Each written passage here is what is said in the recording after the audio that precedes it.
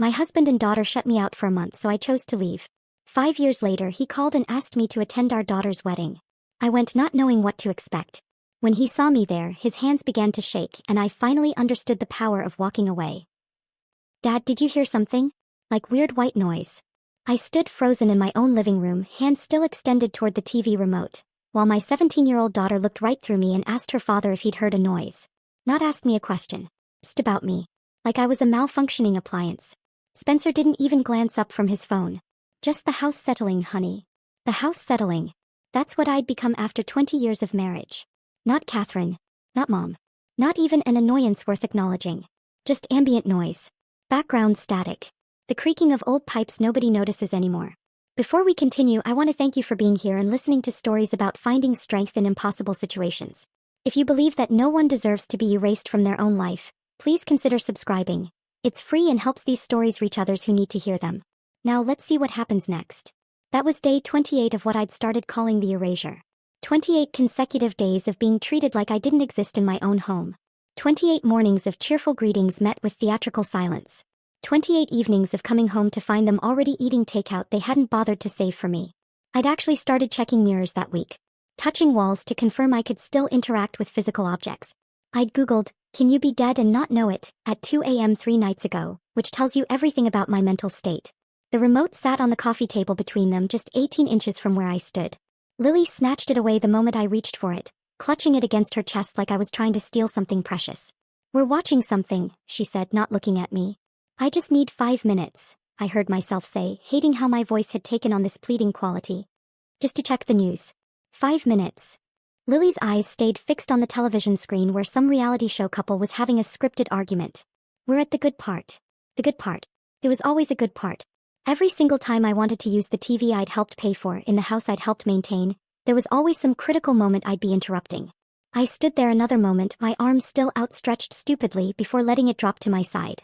Spencer and Lily had already returned their attention to the screen, their bodies angled slightly away from me, creating a united front. A wall I couldn't penetrate. I walked back to the kitchen, my footsteps echoing on the hardwood floors I'd scrubbed last weekend. The breakfast dishes were still in the sink. The dishes from breakfast I hadn't been invited to because they'd gone out for pancakes. Without mentioning it. Without asking if I wanted to come. I'd found the receipt on the counter when I came downstairs at 8:30. 2 orders of blueberry pancakes, 2 orange juices, 2 coffees. The timestamp read 7:15 a.m. They'd deliberately left early to avoid me. This wasn't new. The pattern had been building for weeks, each incident small enough to dismiss individually but together forming something impossible to ignore. It started subtly, conversations that would halt the moment I entered a room. Inside jokes I wasn't included in. Plans made without consulting me. Then it escalated. The morning greetings I offered that went completely unacknowledged. Spencer raising his newspaper the second I spoke, creating a physical barrier between us. Lily's eyes sliding past me like I was transparent, even when I stood directly in front of her asking about her day. I tried to rationalize it at first. Spencer was stressed about work. Lily was a teenager, and teenagers were naturally self-absorbed. They were going through something, having some father-daughter bonding phase that would pass. But this wasn't bonding. This was exclusion. Systematic, deliberate exclusion. I opened the refrigerator looking for something to make for dinner and found it nearly empty. The groceries I'd bought 3 days ago were gone. In their place were takeout containers and convenience foods I hadn't purchased. They'd been eating without me, shopping without me, living without me. My phone buzzed on the counter. A text from my friend Janet. "Still on for coffee tomorrow?" I stared at the message, trying to remember when I'd made those plans. Yesterday? Last week? Time had started blurring together, each day identical to the last. Wake up. Try to be seen. Phil. Go to bed. Repeat. I typed back, "Yes, 10 a.m. at Riverside Cafe?" Her response came immediately. "Perfect. Can't wait to catch up. Haven't seen you in forever." Forever. Had it been that long? I scrolled through our message history. 6 weeks since our last coffee date. 6 weeks since I'd left the house for anything other than my part-time shifts at the university library. 6 weeks since I'd done anything that wasn't trying to make my family acknowledge my existence. When had I become this person? This desperate, invisible woman haunting her own life? I closed the refrigerator and noticed something on the counter I hadn't seen before. Spencer's briefcase, positioned by the back door, ready for tomorrow morning. But it was Saturday. Spencer never packed his briefcase on Saturday for Monday. He was meticulous about his routines. Briefcase got packed Sunday evening, never before. Something cold prickled at the base of my spine. I walked over, telling myself I was just curious, not snooping. The leather was expensive, well-maintained, exactly like Spencer himself. Professional. Organized. Efficient. A corner of paper stuck out from the side pocket. Legal letterhead. My hand moved before my brain could stop it, pulling the document free. Petition for dissolution of marriage. Read the header in official typeface. The paper trembled in my hands, or maybe my hands were trembling. I couldn't tell anymore. My eyes scanned down the page, catching phrases that rearranged my entire reality. Irreconcilable differences. Equitable distribution of assets. Custody arrangements. Custody arrangements. For Lily, who was 17 and didn't need custody arrangements. Unless Spencer was making sure I'd have minimal access even to weekend visits. Making sure the erasure would be legally permanent. I flipped to the next page. Asset division. Our house. The one we'd bought together, decorated together, where I'd planted every flower in the garden. Listed as marital property to be retained by petitioner. Spencer. The house would go to Spencer. Our joint bank accounts, the ones I'd been managing for 20 years, would be divided. Our savings split down the middle. My retirement account from the library, categorized and calculated. Everything we'd built together, neatly itemized and divided like we were a business partnership being dissolved. Not a marriage. Not a family. Not 2 decades of shared life. I turned to the final page. The signature line. Spencer had already signed. His name in that precise, efficient handwriting I'd once found attractive. Dated 3 days ago. Thursday. The same day I'd suggested lunch at the sushi restaurant. The same day he'd walked past me like I was air. He'd already decided. Already signed the papers. Already ended our marriage. The last month hadn't been them going through a phase or dealing with stress. It had been them waiting for me to break, waiting for me to leave. Making conditions so unbearable that I'd do exactly what Spencer wanted without him having to be the bad guy. A sticky note was attached to the signature line. 3 words in Spencer's handwriting. Sign here. Not, I'm sorry this didn't work out. Not, we need to talk. Not even, I want a divorce. Just instructions. Like I was an employee being terminated, handed papers and told where to sign. I stood in my kitchen. The kitchen I'd cleaned that morning in the house I'd maintained, beside the family I'd devoted 20 years to. And felt something fundamental shift inside my chest. Not breaking. Hardening. I wasn't going to sign these papers. Not tonight. Not like this. I folded the document carefully and slid it back into Spencer's briefcase exactly where I'd found it. Then I walked upstairs to our bedroom, pulled my old college duffel bag from the closet and began packing. 3 comfortable shirts. 2 pairs of jeans. Enough underwear and socks to last a week. My toothbrush. My laptop. The framed photo of baby Lily I kept on my nightstand. Not because I was taking it with me long term, but because I needed to remember her before she learned to look through me. I left a note on my pillow. Short, simple, giving them nothing. Gone to think. Don't worry about me. Hey. Then I walked down the stairs, past the living room where Spencer and Lily were still watching television, neither of them glancing up as I passed. I opened the front door, stepped into the cool night air and closed it quietly behind me. They didn't notice. They wouldn't notice for hours, maybe not until morning. Maybe not until they needed something from me. By then I'd be gone. Not because they'd won. But because I'd finally understood. You can't make people see you. You can only choose to stop being invisible. I drove to the train station and bought a ticket north to my hometown, to my parents' house where I'd grown up. The next train left at 3:30 a.m. I had 4 hours to wait. I didn't cry. I didn't call Spencer. I didn't text Lily. I sat on a metal bench in the fluorescent-lit station and felt for the first time in 30 days like I could breathe. The train pulled into Millbrook Station at 6:47 a.m., just as weak sunrise was bleeding through gray clouds. I'd spent the 4-hour ride staring out the window at darkness, watching my reflection in the glass. A ghost woman with hollow eyes and a duffel bag, running from a life that had already finished running from her. My father's house sat 3 blocks from the station, the same 2-story colonial where I'd grown up, where my bedroom walls still probably had thumbtack holes from teenage posters. I walked slowly, my bag feeling heavier with each step. Not from its contents but from what it represented. 43 years old and moving back home like a college dropout. The porch light was on. Dad's habit never turned off until full daylight. I stood at the door for a solid minute before ringing the bell, rehearsing explanations that all sounded equally pathetic. My father answered in his ancient terry cloth bathrobe, the blue one Mom had been threatening to throw away for a decade. His hair stuck up at angles that defied physics, and he squinted at me through glasses he'd clearly just shoved on his face. Catherine. His voice was rough with sleep and confusion. What in God's name are you doing here at this hour? I held up my duffel bag. It was all the answer I could manage without my voice breaking. Come in, come in.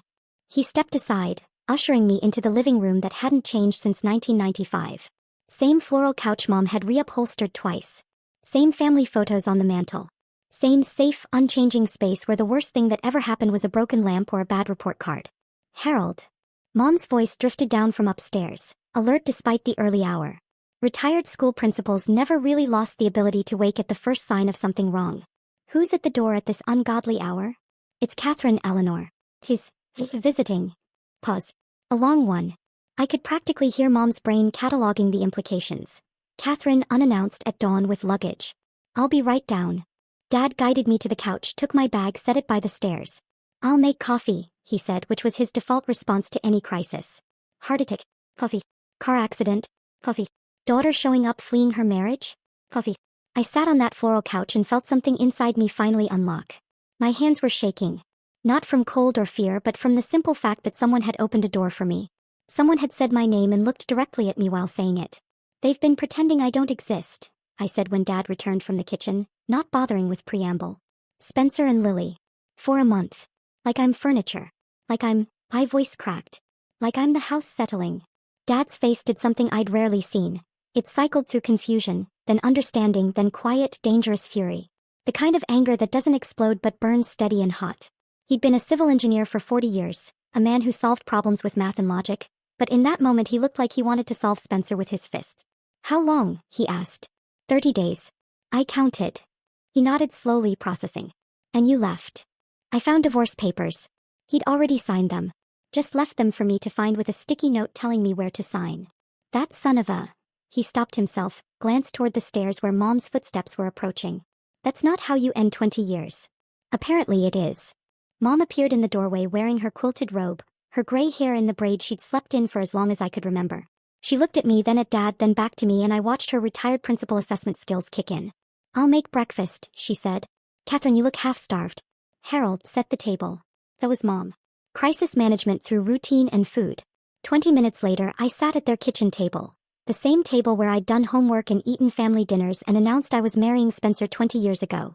Mom set down a plate of scrambled eggs, toast, fresh fruit, and homemade scones that she must have baked yesterday.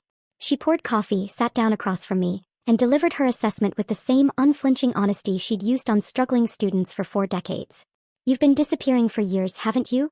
Not just this month. I opened my mouth to protest, to defend myself, but she held up one hand. Your Christmas cards used to be full of stories, Catherine. Little anecdotes about Lily, funny things Spencer said, your thoughts on books you'd read. The last few years they've been generic grocery store messages with just signatures. Your voice on our phone calls has sounded flat, mechanical. You stopped mentioning your own needs or interests. Everything was always Spencer thinks or Lily wants. Each observation landed like a small stone, building into something I couldn't ignore. You turned yourself into wallpaper, honey. Mom's voice softened but didn't lose its edge. And wallpaper eventually gets painted over. The truth of it stung worse than any accusation. He was right. I'd been slowly erasing myself for years, making myself smaller and quieter and more convenient, thinking that's what good wives and mothers did. By the time Spencer and Lily started actively ignoring me, I'd already done most of the work for them. I don't want you signing those divorce papers, Mom continued. Not yet. Not until you figure out what you actually want, not what Spencer wants from you. And you're staying here at least 3 months. No rushing into decisions from a place of pain. Mom, I can't stay here for 3 months. I have a job I have. You have a part-time library position that will understand you taking personal leave. What else do you have, Catherine? Really? I stared at my eggs, unable to answer. What did I have? A house I'd be lucky to keep half of. A daughter who called me white noise. A husband who'd rather I didn't exist. 3 months, Mom repeated firmly. Promise me. Okay, I whispered. 3 months. Dad reached across the table and squeezed my hand. For the first time in months, I was somewhere people actually saw me. Even if the scene came with uncomfortable truths. The next evening, I was helping Mom organize her garden shed when a car pulled into the driveway. I didn't recognize the silver Honda until my younger brother Marcus climbed out, carrying bags of Chinese takeout. Mom called you, I said, not bothering to make it a question. Mom called me, he confirmed, walking over and pulling me into a hug that smelled like chalk dust and acrylic paint. Drove 4 hours. You're welcome. Marcus was 38, taught high school art, and had gone through his own divorce 3 years ago. We sat on the back porch with containers of fried rice and lo mein, the spring evening cooling around us. Want to hear about my marriage? Marcus asked, stabbing at his food with chopsticks. Not particularly. Too bad. You need to hear this. He set down his container and looked at me directly. My ex-wife spent 5 years making me feel like my teaching job wasn't real work. Like I was playing with crayons while she had an actual career. My hobbies were childish. My friends were immature. My interests were a waste of time. I kept shrinking myself trying to be what she wanted, avoiding conflict. By the end, there was nothing left to shrink. I recognized the pattern immediately. You know what I learned? Marcus continued. The person who makes you feel invisible is showing you exactly how much they value you. Believe them. Don't waste time trying to prove your worth to someone who's already decided you don't have any. So I should just give up on my marriage? I'm saying maybe you're not running away from your marriage. Maybe you're running toward yourself. He pulled out a small notebook, the kind he used for sketching, and drew a simple timeline. Who was Catherine before she met Spencer? What did she like? What made her laugh? What were her dreams? I stared at the blank timeline, realizing I couldn't remember. That version of Catherine had dissolved so completely I couldn't even recall her outline.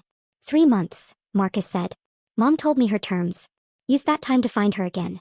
The Catherine before. See if she's someone worth being. After Marcus left, I went up to my childhood bedroom. Mom had turned it into a guest room, but my old bookshelf still stood in the corner, filled with novels I'd loved at 16, 17, 18.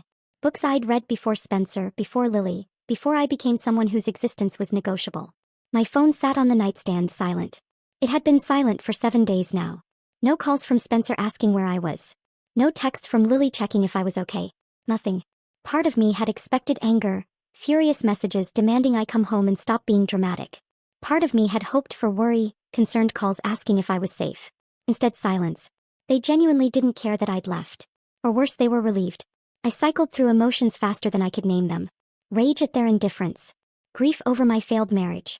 Shame that I'd let myself become so diminished. Fear about an uncertain future where I didn't know who I was supposed to be. That night, I woke at 3 a.m. with my heart pounding, convinced I'd made a catastrophic mistake. I should go back. I should apologize. I should sign those papers and accept whatever scraps of relationship they'd allow me. Then I remembered Spencer walking past me like I was furniture. Lily asking if he'd heard white noise. The empty refrigerator they'd left that way deliberately. Each memory hardened something in my chest, transforming grief into resolve. By the end of that first week, something shifted. I woke Saturday morning at 9:30, the latest I'd slept in years, without an alarm, without guilt, without anyone needing anything from me. I made coffee at my own pace. I sat in Mom's garden with a novel I'd been meaning to read for months. For 3 uninterrupted hours I read. Just read. Because I wanted to. It was such a small thing. But it felt like remembering how to breathe. That simple act, 3 hours of uninterrupted reading, became my anchor point. Every morning that followed, I'd wake without an alarm, make coffee at my own pace, and sit in Mom's garden with whatever book I'd chosen. No one needed me. No one was waiting for me to perform invisible labor. No one was timing how long I took for myself. It should have felt selfish. Instead, it felt like remembering I was human. 3 weeks into my stay, Dad asked if I'd update my resume on his computer. Just in case you want to look for something full-time, he said carefully, not pushing, just offering the option. I sat at his desk in the study that still smelled like his old pipe tobacco, even though he'd quit smoking a decade ago. The desktop computer was ancient by modern standards, but it worked. I opened a browser to access my email for reference materials. That's when I saw it. My old email account was still logged in from some previous visit months ago. The inbox showed unread messages, most of them spam, but one subject line made my hand freeze on the mouse. Following up on our discussion about Lily's college applications and the special circumstances you mentioned. The sender was Jennifer Carlson, Lily's school counselor. Special circumstances? What special circumstances? I shouldn't have opened it. I knew that even as my cursor moved toward the email. This was technically snooping, reading correspondence not meant for me. But the phrase special circumstances regarding my own daughter overrode every privacy instinct I had. I clicked. The email was a response in a longer thread. I scrolled to the beginning, my heart rate accelerating with each message. 6 months ago, Spencer had initiated contact with Ms. Carlson. The first email was innocuous. Questions about Lily's college application timeline, scholarship opportunities, standard parent concerns. But the second email shifted everything. I wanted to discuss some family circumstances that may affect Lily's applications, Spencer had written. My wife has been dealing with some personal challenges, mental health issues that have made her increasingly unreliable. I'm trying to provide stability for Lily during her senior year, but Catherine's condition has been affecting the household. Mental health issues. Increasingly unreliable. Catherine's condition. My hands started shaking. The thread continued. Spencer had methodically built a narrative over months, each email adding another layer. Catherine was struggling with depression, having difficulty maintaining normal routines, becoming emotionally distant from family responsibilities. He positioned himself as the heroic parent holding everything together, managing both his demanding career and Lily's needs while his wife fell apart. Ms. Carlson's responses were sympathetic, supportive. She praised Spencer's dedication. She suggested resources for families dealing with mental illness. She assured him that Lily's college applications could note the challenging family circumstances to explain any inconsistencies in her academic record. I kept scrolling, each message making me feel sicker. There was no challenging family circumstance. There was no mental breakdown. There was just Spencer systematically destroying my reputation to school officials, creating a paper trail that painted me as unstable, unreliable, essentially abandoning my parental duties. And he'd started this 6 months ago, 2 months before the erasure even began. This wasn't reactive cruelty. This was premeditated. I printed every email, my hands trembling so badly I could barely load paper into the printer. Then I did something I hadn't done since leaving. I logged into our joint bank account.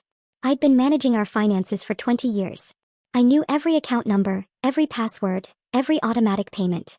I'd handled it all while working part-time at the library, somehow making Spencer's corporate salary and my modest income stretch to cover mortgage, bills, Lily's expenses, everything. The login screen appeared. I typed the password, expecting it to fail. Surely Spencer had changed it after I left. But it worked. He hadn't even bothered to lock me out. Why would he? I was already gone. The account summary loaded and my stomach dropped. The balance was $3,847. 3 months ago it had been $31,000. I pulled up the transaction history, watching our savings evaporate in a pattern of transfers. Small amounts at first, $200 to an account I didn't recognize. Then $500. Then $1,000. The transfers escalated over 8 months, always to the same external account, S. Whitmore Personal Banking. Spencer had opened a separate account in only his name and had been systematically moving our joint money into it. I calculated quickly. Over 8 months he'd transferred nearly $28,000. The photographer for Lily's birthday party, $300, paid from joint funds 1 week before a $3,000 transfer to his personal account. The expensive dinners I was never invited to, all paid from our joint money, then equivalent amounts moved to his private account days later. He'd been deliberately depleting our shared resources while building his own separate financial cushion, ensuring that when I left I'd have almost nothing. The timeline was damning. The money transfer started 8 months ago. The emails to Lily's counselor started 6 months ago. The systematic ignoring campaign started 4 months ago. The divorce papers appeared 3 weeks ago. This wasn't spontaneous. This wasn't a marriage falling apart. This was planned demolition. My phone rang, making me jump. Patricia's name appeared on the screen, my supervisor from the university library. Catherine. Her voice was careful, uncomfortable. I need to tell you something and I really hope you won't shoot the messenger. What's wrong? Spencer called the library yesterday. He said you were experiencing some personal difficulties and needed extended leave for health reasons. Patricia paused. He implied, without saying it directly, that you were having some kind of breakdown. He even suggested that we might want to consider your position unstable for long-term planning. The room tilted slightly. He what? I thought it was strange. You've worked here for 12 years, Catherine. You've never missed a deadline, never called in sick without good reason, never given me any indication of instability. So I'm calling to verify. Are you okay? Is there something I should know? I'm fine, Patricia. I'm more than fine. My voice was steadier than I felt. Spencer and I are separated. I'm staying with my parents while I figure things out. But I'm not having a breakdown and I fully intend to return to work when I'm ready. That's what I thought. Patricia's tone shifted, becoming more direct. Catherine, I've seen this before. My sister went through something similar. Her ex-husband tried to destroy her professionally before their divorce, building a case that she was unreliable so he could argue for full custody and reduced alimony. I wanted you to know what Spencer's doing because this feels like someone building a case for something. After we hung up, I sat staring at the computer screen, at the printed emails, at the bank statements spread across Dad's desk. Pieces were clicking together into a picture I didn't want to see but couldn't ignore. Spencer had been planning my exit for at least 8 months, possibly longer. He'd been moving money, crafting a narrative of my instability, poisoning my relationship with Lily, contacting my workplace to damage my professional reputation. Then he'd created conditions so intolerable at home that I'd leave, giving him the final piece he needed, evidence of abandonment. If this went to court, what would it look like? A mother who'd left her family without warning. A mother with no money because she'd been too unstable to notice her husband draining their accounts. A mother whose own daughter's school counselor had documented her mental health challenges and unreliability. A mother whose employer had been warned she might be too unstable for continued employment. Spencer would win everything. The house, full custody of Lily despite her being nearly 18, minimal alimony because I was employable, but had abandoned my family. And I'd be left with nothing. No credibility, no money, no relationship with my daughter, no professional reputation. I heard the back door open. Marcus had come for his daily visit, another bag of takeout in hand. He found me in the study, surrounded by evidence of my husband's systematic destruction of my life. Kat, you okay? He set down the food and came closer, seeing my face. What happened? I showed him everything. The emails. The bank transfers. Patricia's call. I watched my brother's expression shift from concern to anger to cold calculation. Marcus had always been the artistic one, the dreamer, the one who taught teenagers about color theory and perspective. But right now, his brain was working like an engineer, organizing information into patterns. He pulled out a notebook and started creating a timeline, writing dates and events in his neat teacher's handwriting. 8 months ago, money transfers begin, he wrote. 6 months ago, emails to school counselors start. 4 months ago, systematic ignoring campaign begins. 3 weeks ago, divorce papers appear. He drew lines connecting the events, then looked up at me. This isn't spontaneous cruelty, Kat. This is calculated destruction. He's been planning this for months, maybe longer. Marcus tapped his pen on the timeline. He was creating conditions so intolerable that you'd leave. Then he'd have evidence of abandonment, plus a narrative that you're unstable. In any custody or financial dispute, he'd win easily. I'd thought Spencer was cruel. I'd thought he'd fallen out of love and handled it badly. I'd thought the ignoring campaign was about him being selfish or emotionally stunted. But this was something else entirely. This was a man dismantling his wife's entire life with corporate efficiency, ensuring she'd leave with nothing. No credibility, no money, no relationship with her daughter, no reputation. Building a case, brick by brick, that would justify taking everything while making it look like I'd abandoned them. What do? I asked Marcus, my voice barely above a whisper. He looked at me with an expression I'd never seen on my artistic, gentle younger brother's face. It was the look of someone who'd been through his own demolition and survived. You don't sign those papers. You document everything. You build your own case. And you get a lawyer who specializes in cases like this, because Spencer just made a critical mistake. What mistake? He assumed you'd never figure it out. He assumed you'd stay broken. Marcus smiled, but it wasn't a kind smile. He forgot that invisible women see everything. Marcus's words hung in the air between us. He forgot that invisible women see everything. I looked down at the evidence spread across Dad's desk. Printed emails, bank statements, Patricia's warning scribbled on notepaper. 8 months of systematic destruction, documented and undeniable. I'm not signing those papers, I said, the decision crystallizing as I spoke it aloud. Marcus nodded, unsurprised. Good. What else? I'm not responding to Spencer at all. No explanations, no confrontations, nothing. The plan was forming as I articulated it, each piece clicking into place with startling clarity. He thinks I'm broken. He thinks I ran away to fall apart somewhere. Let him keep thinking that. You're going underground, Marcus said, understanding immediately. Healing while he gets comfortable. Exactly. I started gathering the documents into a folder. Comfortable people make mistakes. I need him to believe he's already won. That night, I opened a new bank account at a local credit union, one with no connection to our old bank. I transferred the modest balance from my personal account. Money from my library paychecks that Spencer hadn't managed to access. It wasn't much, but it was mine. Dad appeared in the doorway of the study, reading glasses perched on his nose. You're documenting everything? Everything, I confirmed. He sat down at the desk, pulling the bank statements toward him with the methodical precision of someone who'd spent 40 years making numbers tell stories. Let me show you something. For the next hour, my father, retired accountant, crossword puzzle enthusiast, man who taught me to balance a checkbook at age 12, walked me through exactly how much Spencer had taken and how to protect what little remained. He was smart about it, Dad admitted grudgingly. Small transfers, irregular timing, nothing that would trigger automatic fraud alerts. But he made one critical error. What? He left a pattern. Courts don't like patterns. They suggest intent. Dad created a spreadsheet, organizing every transfer by date and amount. We'll need copies of everything. Statements, emails, documentation of his contacts with the school and your employer. Build a timeline that shows premeditation. Mom joined us with tea in her old principal's network. I called Margaret Chin. She retired from Lincoln High 3 years ago, but she was there for 35 years. She remembers you from when you volunteered in Lily's elementary classes. Mom set down the tea with quiet determination. She's writing a character reference. So are Beth Garrison and Tom Fletcher. All people who knew you as a parent, as a volunteer, as someone reliable and present. I looked at my parents. Both in their 70s, both supposed to be enjoying retirement, both now weaponizing their professional expertise to help their daughter survive a predator in a business suit. "Thank you," I whispered. "Don't thank us," Mom said firmly. "You're our daughter. We protect our own." 6 weeks after I'd arrived with nothing but a duffel bag and shattered dignity, my phone rang with an unfamiliar number. I almost didn't answer. Spencer had been calling from blocked numbers occasionally, leaving voicemails I deleted without listening to.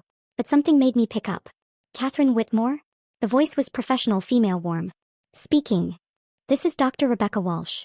I'm the director of the Riverside Library System. Patricia Brennan gave me your contact information. Do you have a few minutes to talk?" I moved to the back porch, away from where Mom was making dinner. "Of course.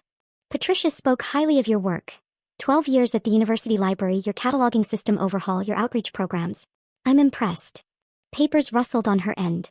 "We have an opening for a senior research librarian. Better title than your current position, better salary, full benefits. The job is yours if you want it." I gripped the phone tighter. "Just like that?" "Not quite." Rebecca's voice shifted, becoming more personal. "Patricia told me a bit about your situation. I went through something similar 5 years ago. Husband who tried to destroy my career during our divorce, made me look unstable and unreliable. I know what it looks like when someone's being professionally sabotaged." "I see. You're too good at your job to let him take that from you, Catherine. This is a fresh start in a city where his narrative hasn't reached. Where you can rebuild without fighting his version of events at every turn." She paused. "The position starts in 3 weeks. That enough time to relocate?" 3 weeks. Enough time to find an apartment, pack what little I owned, leave behind the town where I'd been Mrs. Spencer Whitmore for 20 years. "Yes," I said. "That's plenty of time." "Excellent. I'll email you the formal offer. Welcome to Riverside, Catherine." After we hung up, I sat on the porch steps, watching the sun set over Mom's garden. For the first time since finding those divorce papers, I felt something other than pain or anger or fear. I felt hope. 2 months into my strategic silence, Lily finally called. Not my parents' landline, not Dad's cell. My personal phone, the number she'd always had. I stared at her name on the screen for 3 rings before answering. "Mom." Her voice was different than I remembered. Sharper. More entitled. "Where are you?" "I'm safe, Lily. I'm fine. Dad says you're having some kind of breakdown. That you just left without." "I'm not having a breakdown." Kept my voice level, calm. "I left because I was being treated like I didn't exist in my own home. There's a difference." "That's not. Mom, I need you to come back.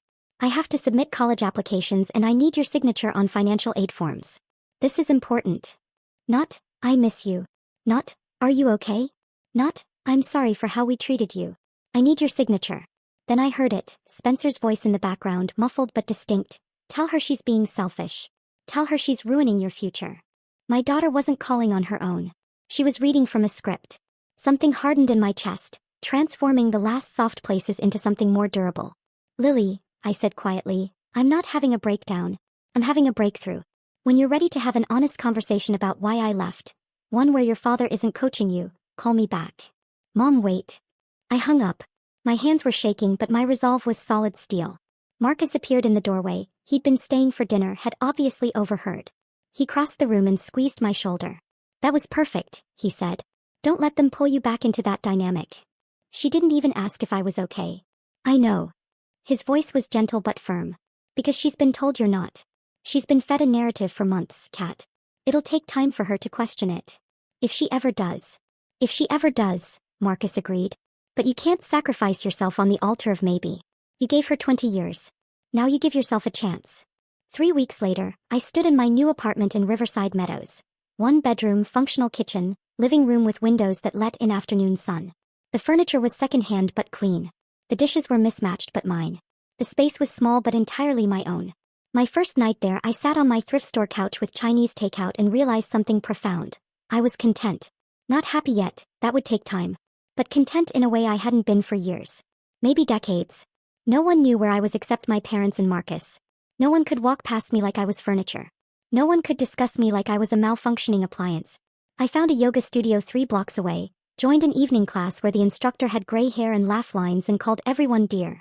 I discovered a book club at my new library that met Thursday evenings. I made friends with my neighbor Elena, a middle school teacher recovering from her own divorce, who invited me on morning walks through the neighborhood. My routine became my anchor. Wake without an alarm. Coffee at my own pace.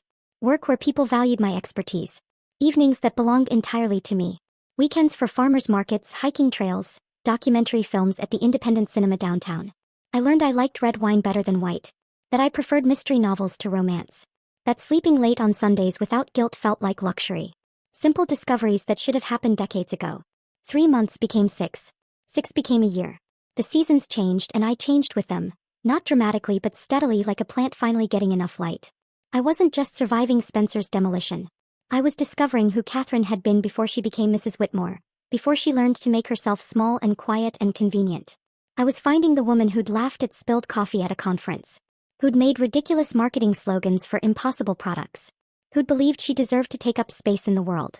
She'd been there all along, just buried under 20 years of systematic diminishment. Now she was emerging, and she was stronger than Spencer had ever imagined possible. Because he'd made one critical miscalculation. He'd assumed erasing me would make me disappear. Instead, it had set me free. Freedom, I learned, wasn't a single moment of liberation. It was 5 years of small choices, each one building on the last until you looked back and barely recognized the person you'd been. Year 1 was survival. Learning to sleep alone without loneliness, to cook meals for one without feeling the absence of 2 empty chairs, to make decisions that affected only me. I enrolled in night classes at Riverside University, pursuing the master's degree in library science I'd abandoned when I married Spencer. He'd called it unnecessary back then, said my bachelor's degree was sufficient for part-time library work, implied that furthering my education was somehow selfish when we had a family to support. Turned out it wasn't unnecessary at all. I studied digital archiving systems, information management theory, emerging technologies in library science. The work was challenging in ways that had nothing to do with emotional survival and everything to do with intellectual engagement. I'd forgotten what it felt like to be challenged academically, to struggle with concepts that had clear answers if you worked hard enough to find them. My thesis examined digital preservation strategies for small community libraries. Practical, unglamorous, exactly the kind of work that mattered to real people. When it was published in the Journal of Library Administration in year 3, Dr. Walsh brought champagne to the office. "You're too good at this to stay in research," she told me over plastic cups of cheap Prosecco. "I'm promoting you to associate director. More pay, more responsibility, more visibility. You ready for that?" I was. Turns out I was good at leadership, at mentoring younger librarians, redesigning inefficient systems, advocating for budget increases. My colleagues sought my advice. They invited me to dinners, asked my opinion on their projects, genuinely seemed to enjoy my company. It was revolutionary, being valued for my expertise rather than my ability to disappear. Elena from next door introduced me to her book club in year 2. That's where I met Joyce, a real estate agent with a laugh like broken glass and opinions about everything, and Michelle, an ER nurse whose dark humor about her ex-husband's inadequacies made me snort wine through my nose. We started meeting monthly, just the 4 of us, calling ourselves the Phoenix Club with only mild irony. Women who'd risen from the ashes of failed marriages, scarred but stronger for it. "My ex told me I was too loud," Joyce said one evening, her 3rd glass of wine making her philosophical. "Spent 15 years trying to be quieter, smaller, less opinionated. You know what I learned?" "What?" Michelle asked. "I'm not too loud. He was too fragile." We all drank to that. I dated occasionally. Nothing serious, just reminding myself I was still a woman, still interesting to other humans. Daniel, a history professor, took me to art galleries and talked about the French Revolution like it was gossip. We lasted 3 months before mutually agreeing we were better as friends. Marcus, a librarian from the satellite branch, made me laugh but wanted commitment I wasn't ready to give. We ended things amicably over coffee. I wasn't looking for another relationship. I was learning to have one with myself first. Throughout all of it, I maintained absolute silence regarding Spencer and Lily. No calls, no emails, no late-night social media stalking to see what they were doing. I blocked them on everything, creating a digital firewall between my old life and new. This wasn't avoidance, it was strategy. My lawyer, Ann Brennan, had advised this approach from the beginning. Ann was 50-something, razor-sharp, with a reputation for demolishing opposing counsel while maintaining perfect professional courtesy. She wore sensible shoes and no-nonsense suits and had eyes that could calculate your financial worth in seconds. "Let him think he won," she told me during our first consultation. "Let him get comfortable in that narrative. Comfortable people make mistakes. Comfortable people get sloppy." So I let Spencer believe I'd simply dissolved, that his systematic erasure had succeeded. I paid the court-ordered child support every month without fail. $400 that legally I could have challenged since Lily was nearly 18 when I left, but I paid it anyway. Creating my own paper trail of reliability. Documenting my stability. And kept copies of everything. Bank statements showing steady income and responsible spending, employment records showing promotions and professional growth, character references from colleagues and neighbors. Building a case we might never need but would have ready if we did. My parents provided occasional updates about Lily. She'd chosen a college 3 hours from home, far enough for independence, close enough for weekend visits. Marketing major. Active in student organizations. Dating someone seriously by her sophomore year. Each update felt like a small knife between my ribs, but I maintained silence. I couldn't force Lily to see the truth. I could only ensure that if she was ready to hear my side, I'd still be here. Her 18th birthday passed without contact. I allowed myself one day of grief, looked through old photos, cried into Elena's shoulder, drank too much wine and woke with a headache that felt like punishment. Then I got up and kept moving forward. By year 3, something unexpected happened. I realized I liked my life. Not tolerated it. Not managed it. Actively liked it. I traveled to conferences in Chicago, San Francisco, Boston. Cities I'd always wanted to visit but never had time for when I was busy maintaining a household that didn't want me. I walked through museums alone, ate at restaurants alone, discovered I enjoyed my own company. I took a pottery class at the community center and was terrible at it. Every bowl I made looked vaguely drunk, listing to one side. But I loved the meditative quality of working with clay, the way you could smooth out imperfections with wet fingers. I experimented with cooking, trying recipes that only needed to please me. Discovered I loved Thai food spicy enough to make my eyes water. That I preferred documentaries to sitcoms. That sleeping late on Sundays without guilt felt like luxury I'd never known existed. I started keeping a journal, processing my marriage with increasing clarity. Reading back through entries from year 1 to year 3, I could track my own evolution. From broken woman questioning her worth to someone recognizing Spencer's systematic abuse for what it actually was. One entry from year 4 caught my attention. Spencer's cruelty saved my life.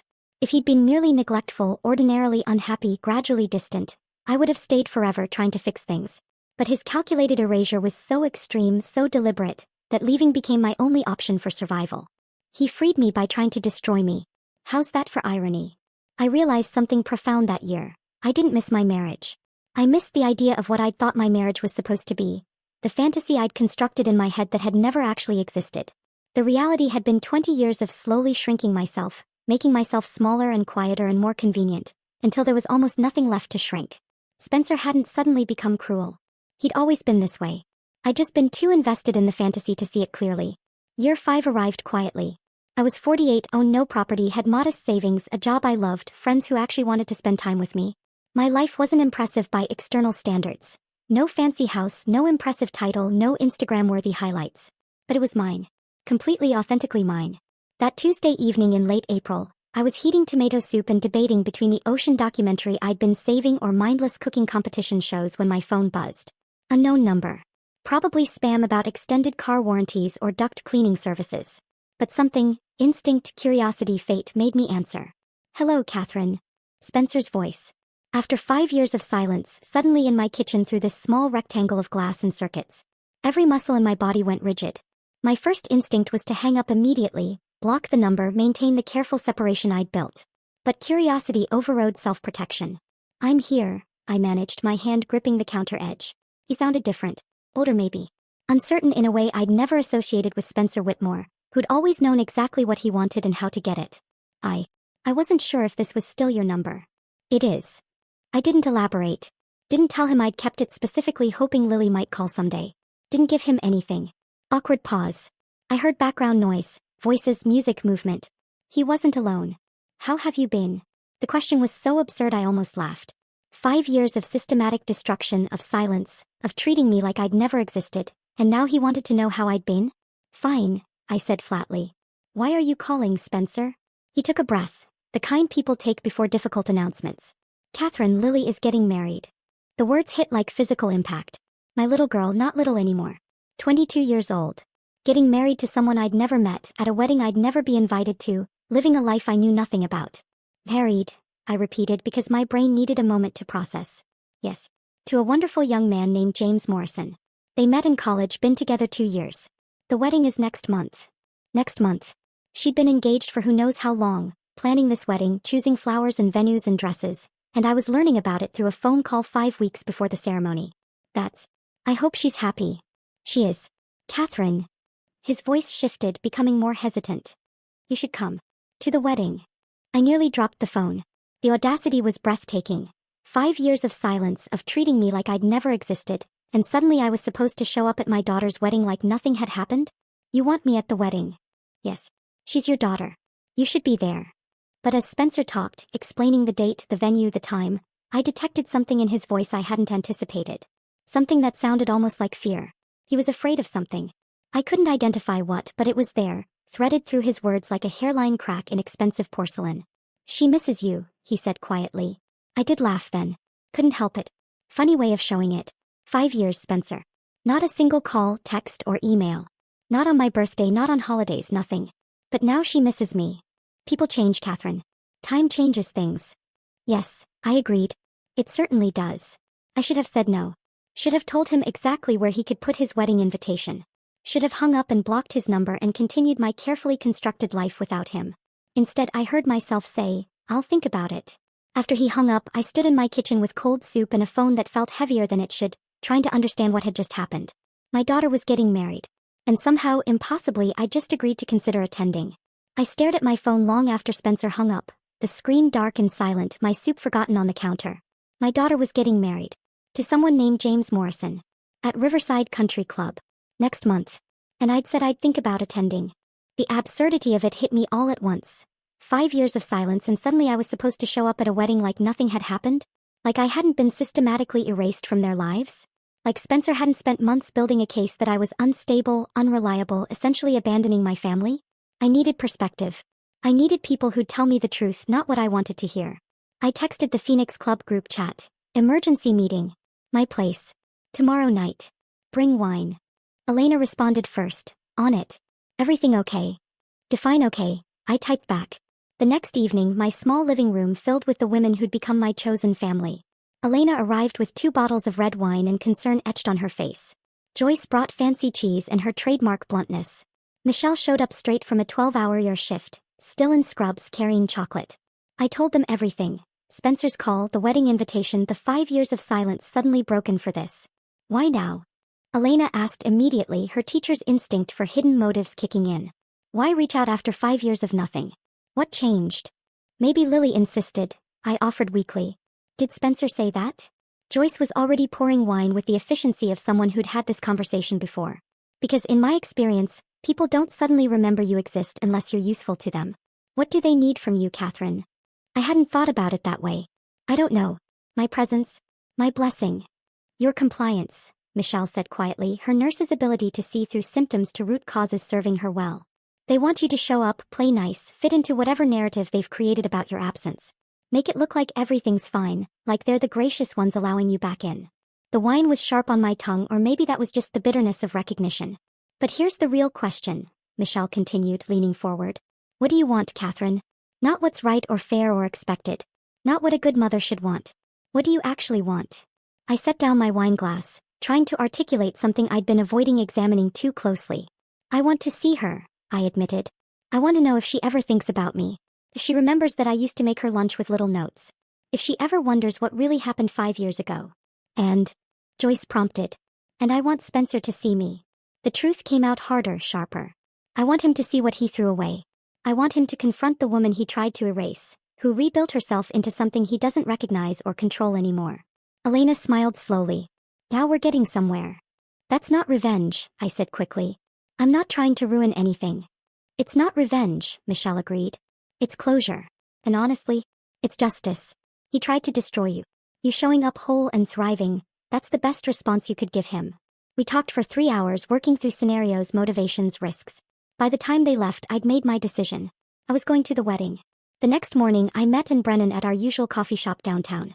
She arrived precisely on time, carrying her leather briefcase and wearing her trademark sensible heels. You're going, she said before I could speak, reading my face with the accuracy that made her such an effective lawyer.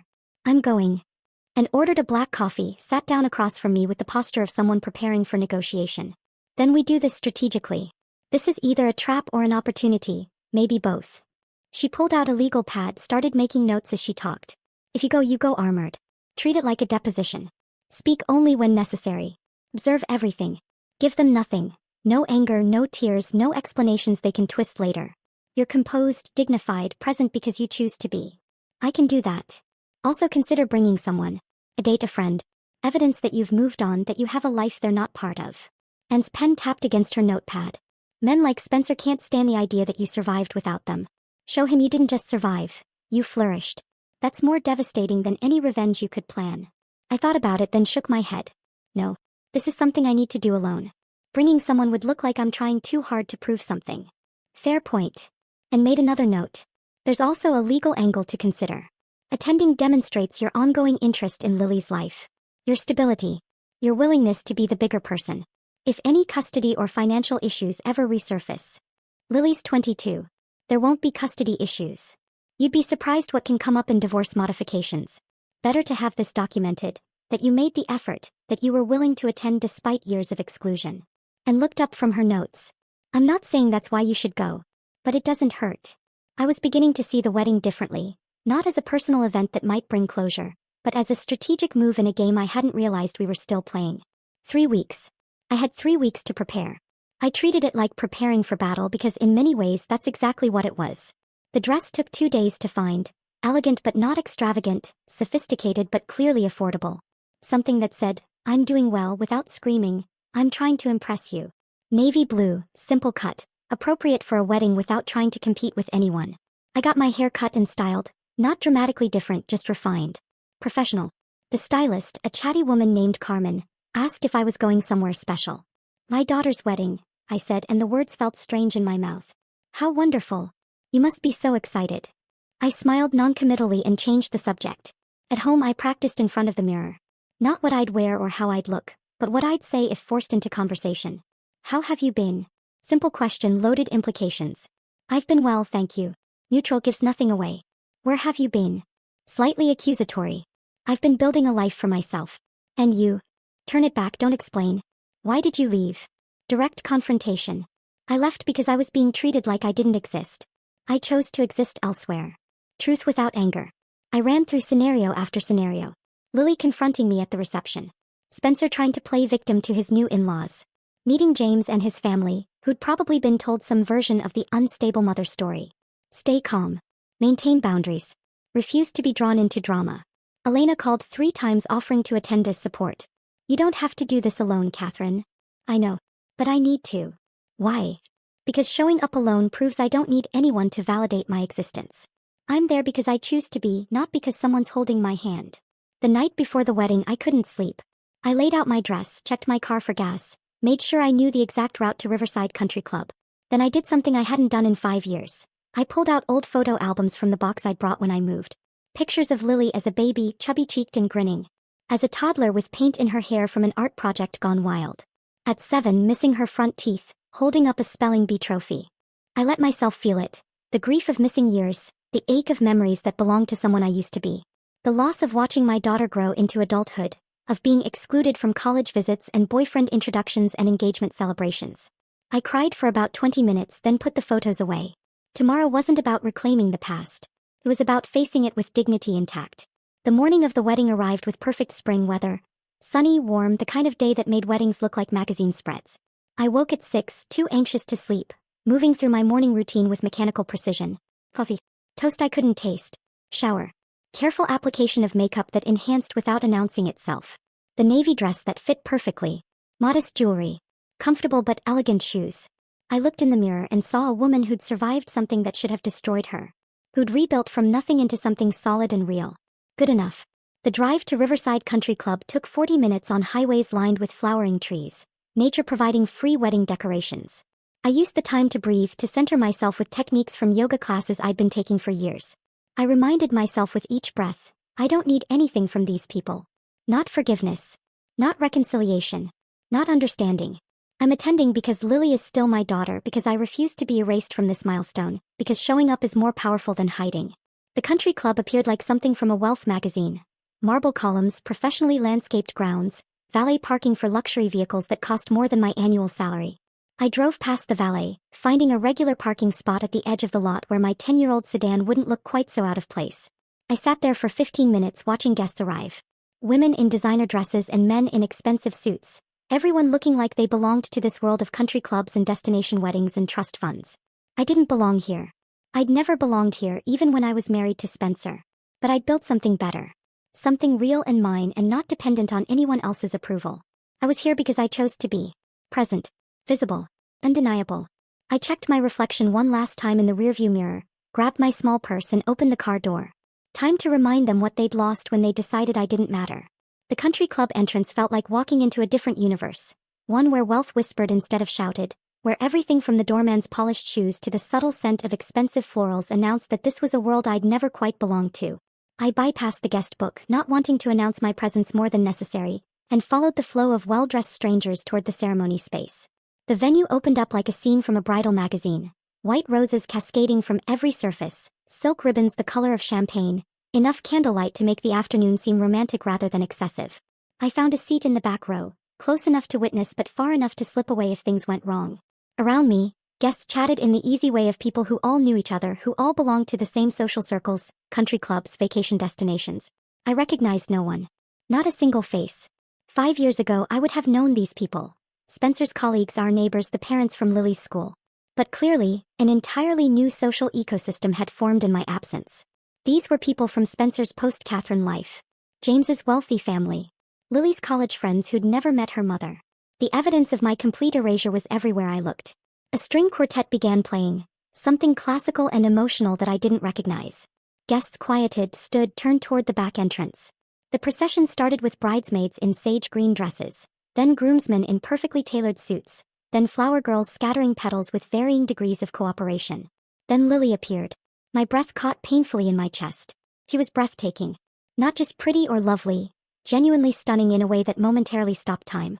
The dress looked handcrafted by angels. All delicate lace and precise tailoring that probably cost more than 6 months of my salary. Her dark hair was swept up elegantly, her makeup perfect, her smile radiant as she held her father's arm. Spencer looked exactly like what he was. Successful, distinguished, the proud father of the bride. His suit was impeccable, his posture confident, his expression the right mix of joy and bittersweet emotion at giving away his daughter. They started down the aisle together and I felt the full weight of 5 missing years compress into this single moment. I'd missed so much. College tours and boyfriend introductions. The engagement announcement. Dress shopping and cake tastings and all those mother-daughter moments I'd imagined having someday. They'd taken it all from me. Or I'd lost it. Depending on whose narrative you believed. Then Lily's eyes found mine. The shock on her face was extraordinary, pure disbelief mixed with something that looked almost like seeing a ghost. Her stride faltered mid-step, disrupting the careful procession rhythm. Her mouth opened slightly, her grip on Spencer's arm tightening. She turned to Spencer, whispered something urgent that I couldn't hear from my distance.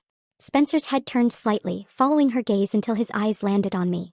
That's when I saw it happen. Spencer's hands began to shake. Not a subtle tremor. A visible, uncontrollable shaking that he tried desperately to hide by gripping Lily's arm tighter. His face went pale beneath his tan, his composed expression cracking like fine porcelain under pressure.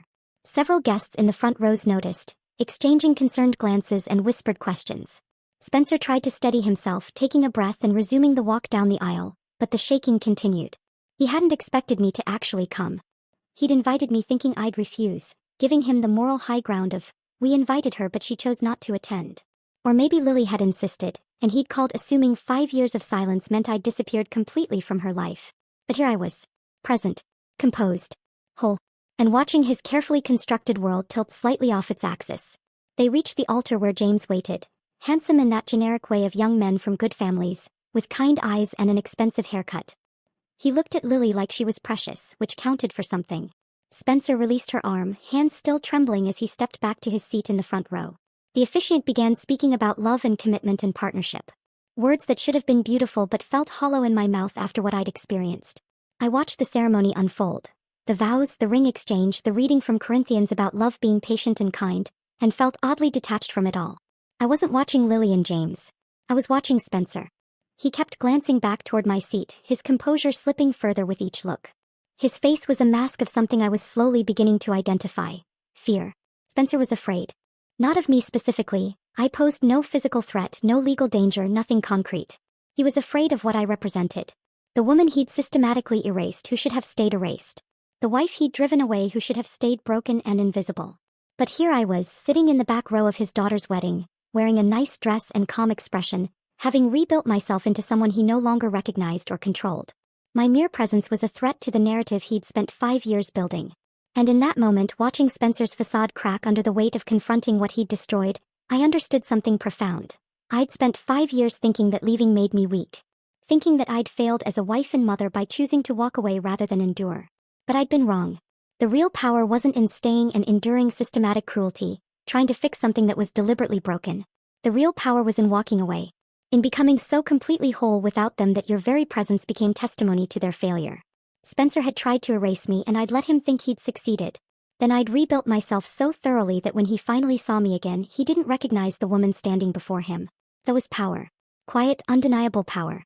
The ceremony concluded with the traditional kiss and the officiant's announcement.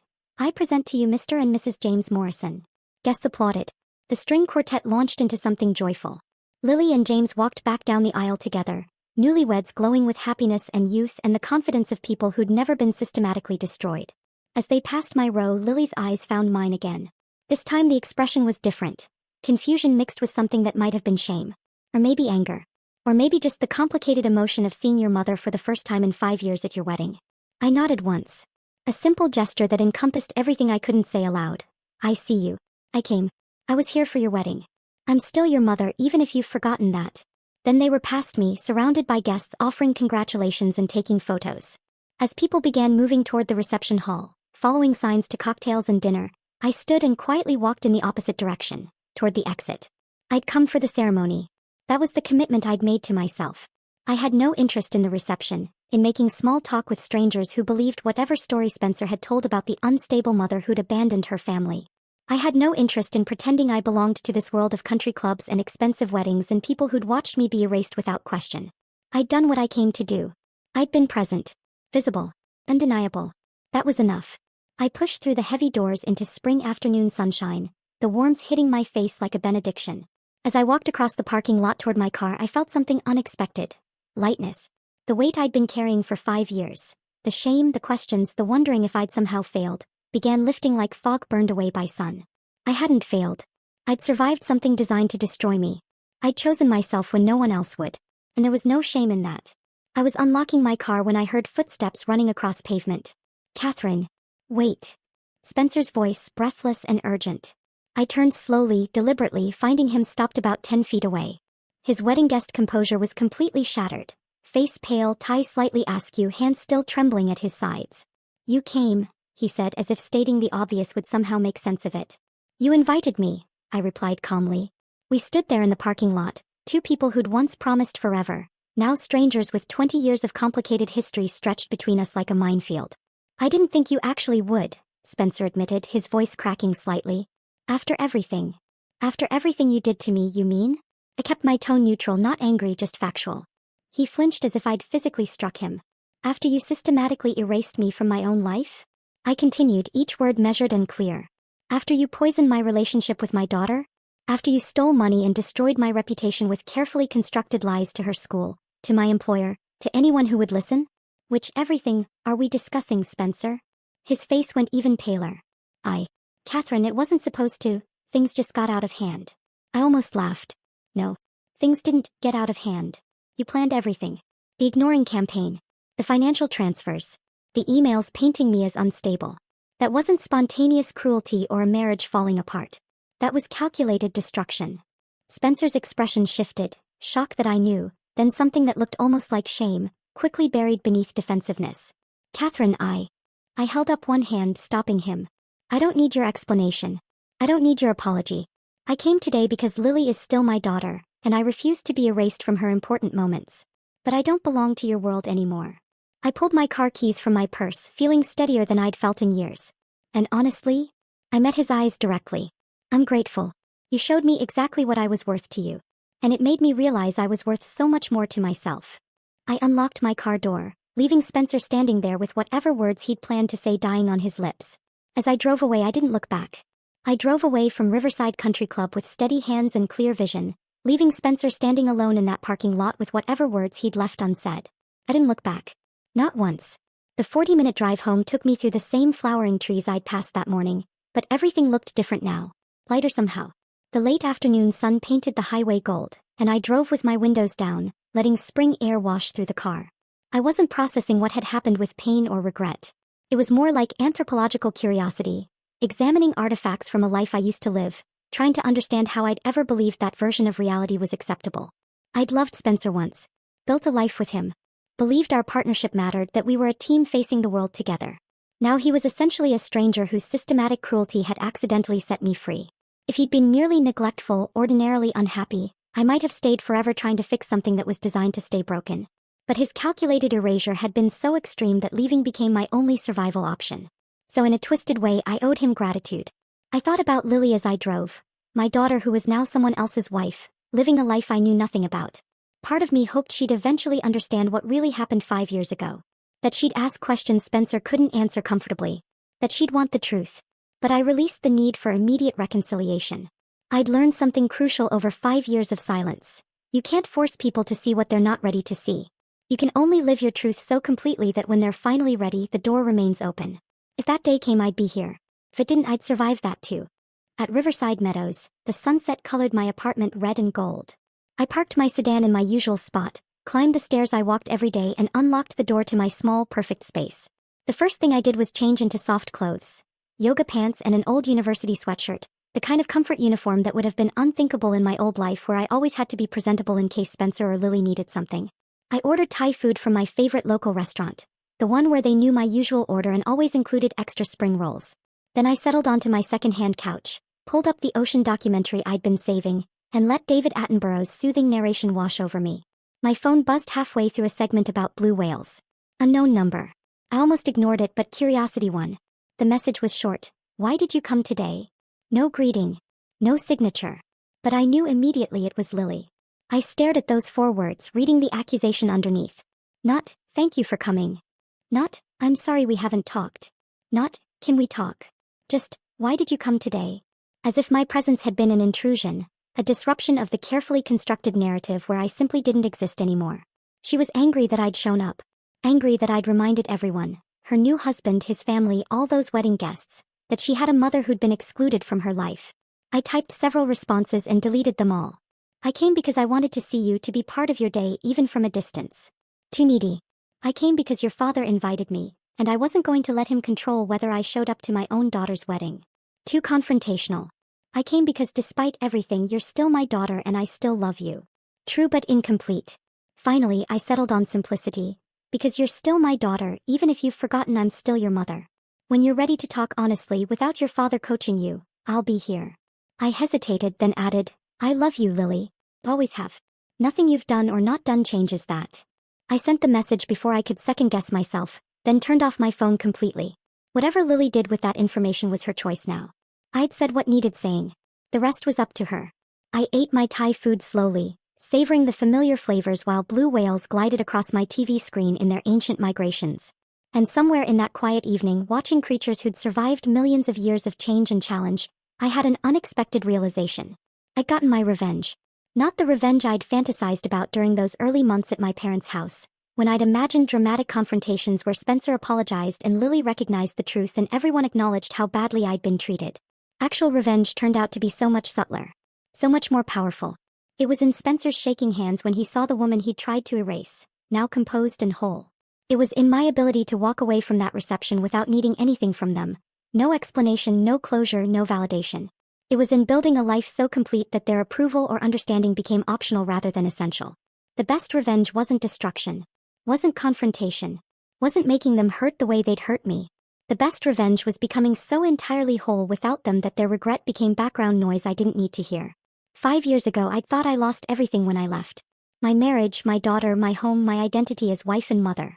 But I hadn't lost anything. I'd shed it. Like a snake shedding skin that no longer fit, that was restricting growth, that was slowly suffocating the creature underneath. And what I'd gained was infinitely more valuable. Myself. Not the diminished version Spencer and Lily had created. The woman who made herself small and quiet and convenient. Not the generic store-brand Catherine who fulfilled roles without having substance.